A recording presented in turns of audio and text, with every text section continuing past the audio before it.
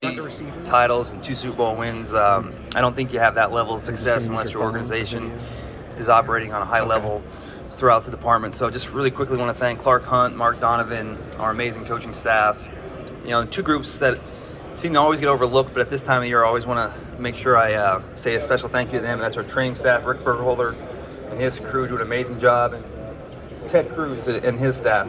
I mean, these guys do so much behind the scenes, and they take a lot of stress off of coach and my staff, and also take a lot of stress off of Pat Mahomes. So that's a big deal for us. So I want to thank Ted, and then lastly, my staff. Love seeing them this time of year. You know, last year we came here and there was a lot of questions about our roster and, you know, how do we turn the page? And I think when you have the GM Blue Book, it kind of says smart in free agency and built through the draft. And I think I've learned over the years that as you have more and more success, that becomes more difficult because the players cost more and you're picking late in the draft. So, you know, last year we really had to, you know, slam dunk this thing from start to finish, and it was one of those years that GM dreams of. Just, you know, everything seemed like worked out, whether, you know, it was the off season with Juju, MVS, and Jay Reed, Carlos, and then the draft players from Trent McDuffie all the way down to Isaiah Pacheco, rounds 1 through 7, helping us out. So we'll certainly be happy to take the pats in the back this combine, but you know, once we leave here, it'll be start from scratch again, and we're ready for that challenge. So with that, I'll take questions. And obviously, the business side of football is rapidly approaching March the 15th. What are your plans specifically to Orlando Brown and with the franchise tag? Is that an option, or are you looking to do something else? Yeah, I mean, it's an option. You know, we went through this path last year, and as always, Herbie, you know, it's more beneficial for us to get something done long term, and you know, that's why this season is so important for us, and really this is the start. I mean, we'll have a lot of dialogue. You know, as you know, I mean, Combine's great to come in here and check out the new college talent, but a lot of the time here we're spent talking with the agents of our players. So start exchanging information now. Unlike last year, I think we have at least a runway to work with, and you know, we've gotten to know his team a little bit better. So, you know, we're excited to get that process started here, and hopefully we can get something figured out. And you mentioned that because last year he didn't have an agent. How beneficial is it, do you think, Yeah. will help the progress this year compared to last year? Yeah, I mean, it's a big deal because I don't think we started that until really late in the process, and you know, time became a factor there. So I think, you know, that's certainly gonna help facilitate things, and you know, we'll just go to work right away and see what we can get done.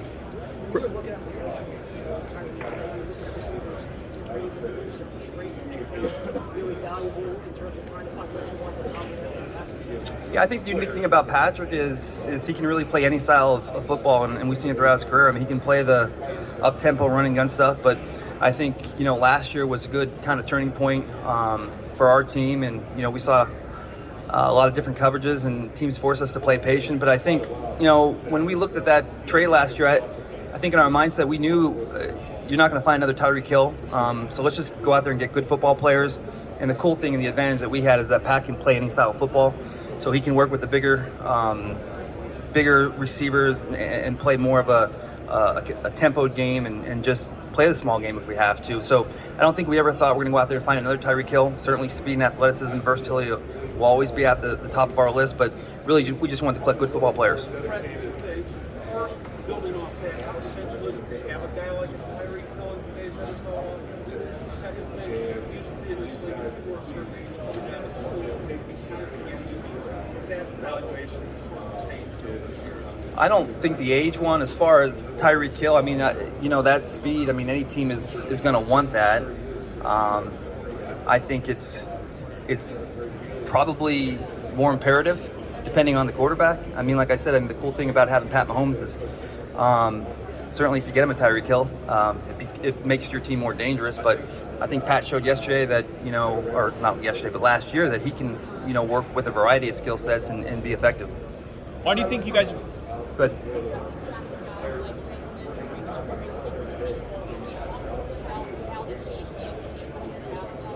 yeah, I mean, the Senior Bowl is certainly a very high priority list for us in regards to, you know, how we come about our process. And you know, Jim Nagy, I mean, he's worked in the league for a long time. He knows what we're looking for, and he does a great job of reaching out to GMs, reaching out to scouting directors to make sure that that game is run the way it needs to be. And I think if you just look at our roster, Creed Humphrey, Trey Smith, Noah Gray, Kadarius Toney, the 2 corners last year. I think if you just look at our roster, I think it kind of tells the story of how important the Senior Bowl is for us.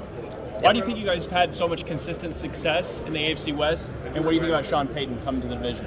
Well, I mean, it's funny because, Denver started to turn the corner. They were right at the end of the season and played some really good football. And now with Coach Payton, I mean, they'll be even more dangerous. And I think Russell kind of got into a groove late. Our division is really tough, and I think that was one of the things that really helped us in our playoff run. I think, playing, the Chargers twice a year and the Raiders, and, the Broncos got off to a little bit of a slow start, but I think they played good football late. Certainly Coach Payton only adds to the degree of difficulty of having to get through that. So that'll certainly be a challenge. What was the second part of your question? That was it. Yeah. Okay. I'm curious on Frank Clark. You've got a decision to make. You've cut him to say $21 million. He's got 7.7 dead money. Do you look at him and say, you know what, maybe it's beneficial to keep him and just add on a little more money and save a lot anyway? Or do you feel like at this point you need the cap space to move around, maybe being tagged so much? Yeah, I mean, we'll probably to a certain extent need some cap space, but we have a long history with him and his agent too, so he'll be one of the many conversations we have this week, and look forward to getting with him and seeing if we can work something out that makes sense for both parties. Brett. Yeah, well, I'd say Kyler's been in the last couple of weeks working his butt off. He's attacking his rehab. It's been great to see him. Great to see him be able to get introduced to some of the coaches, have a conversation with them. Yeah, I mean, it's extremely difficult. I think you just got to be buttoned up on your free agency plan. I don't think you can go in there and have,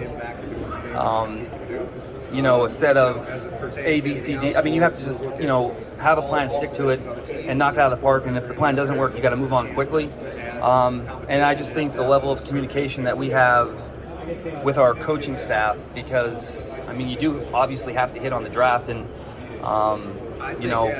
when you have the rapport that we have with my staff and our coaching staff, I think it helps in that process because, the scheme and the vision and the fit, I mean, we're all on the same page, and I just think the fact that Coach and I have worked together for so long, and even Coach Spags and I have been together for a long time now, I think that continuity is something that has really helped us transition to that second part of Pat's contract where it is difficult, but I think you guys saw last year that, all the rookies that we drafted, I mean, were major contributors, so I think it's very difficult to do, but I think the continuity plays a huge role in our success. Brett, can you keep going through our evaluation of the players? There'll be further discussions happening here in the coming weeks of just where yeah, I mean, it's a huge advantage for us just because I think we know what our offseason looks like for the by and large. I mean, it's always going to change, and look, the cap's going to go up now, and hopefully now we have had some successful off seasons and everything's back to normal. Knock on wood. Things will continue to get better and better and better, but the big part or the big piece of that puzzle is something that we have, a degree of certainty, and things will have to get changed and adjusted as we go there as well. But just knowing that Pat will be here for a long time, and knowing that's, the biggest part of that pie is accounted for, just helps us, focus our attention on the offensive defensive side and not have to worry about the most important piece. Brett, talking about those are things that there's always we'd love to keep everybody, we'd love to pay everybody. Yeah, I mean, we always try to stick to the best available. It's probably a cookie cutter line all GMs use, and it does become difficult sometimes when you have certain position groups that are really deep, because you do think maybe he's a little higher in value, but there's depth in that position, so maybe you can get something similar. So it's just working the board and really trusting your guys at the end of the day. Handicapping teams and their needs is a big part of that, and that's where our pro department comes into play in this college process, just kind of projecting what other teams will do. But I mean, yeah, you always try to stick to just the best player, because it is a game of attrition, so you can sit there and think that you're deep at a position. I remember a few years ago we thought we were really deep at defensive line, and within the first 3 or 4 weeks we lost 3 of them. So you always want to make sure you take the best player. Brett.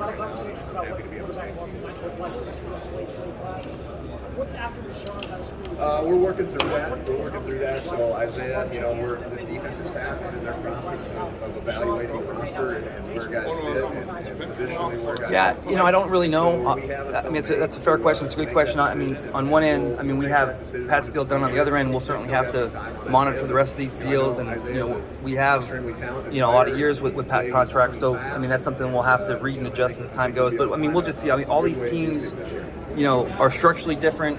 how they handle contracts like this are different, and how the cash flows are different. So it'll be an interesting time frame, and we had to go through that hurdle there. Now Cincinnati and San Diego and these teams have to go through that there. So I'm kind of like you. I'm anxious to see how they work their deals, and we'll be taking a look at every aspect of how they do that. Brett, talking about the receiver position regarding your drafts, 2019, DK Metcalf sitting there. You guys move up and take McCole Hardman. Last year, George Pickens is sitting there. You move down, Steelers take him. You guys take Sky Moore. Yeah. Just can you talk about those two kind of draft picks and kind of decisions, and then your overall philosophy on the receiver position? I don't think that the physical attributes in regards to we're looking for good football players, and we're also looking for a room fit, a cultural fit, how they fit with our coaching staff. I mean, there's so many things that we take in consideration. Every year when you have these drafts and you see whether it be a mock draft or guys listed on the board. I mean, I think people tend to forget that there's a lot of dialogue. It's not like Chiefs like smaller receivers. Yeah. No, I mean, we like good football players, but do they pass the medical? Do they pass the interviews with our coaches, with our offensive coordinator, with our receiver coach, with our head coach? Is the chemistry there? Do they feel like they'll be a good blend in our locker room with our current receiving group? So there's a lot of things that factor into it, and I think in both those cases, I think we felt like the fit from the health, medical grades to the how they interviewed with us, and how we thought they'd come in and catch on quickly, and how we can move them around, things like that. I think we take all that in consideration, and sometimes there are factors, and I'm not saying anything to do with those two guys, but just as a whole, I think there's a lot of underlying information that we have to just be accountable for, and sometimes they move you in a different direction, and you continue to just move on and learn from each experience. Thank you. Yep.